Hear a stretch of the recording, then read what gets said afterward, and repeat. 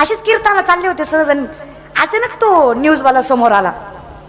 तो म्हणला तुमचं आरक्षणाविषयी काय म्हणणं आहे. डोक्याला फेटा होता माया, म्हणलंही काही बोलले नाही मी.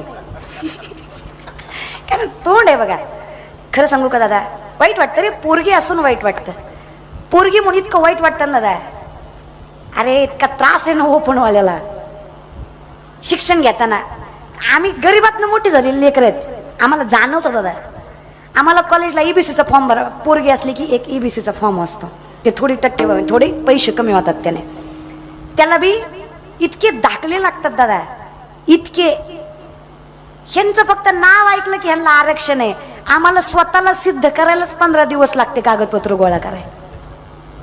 म्हणजे आम्ही ह्याच जातीचे आहोत हे सिद्ध करायलाच 15 दिवस लागतात आम्हाला. इतके कागद, पर बापाचा, आज्याचा, पंजाचा, सगळ्याचे दाखले गोळा करावे लागतात. त्रास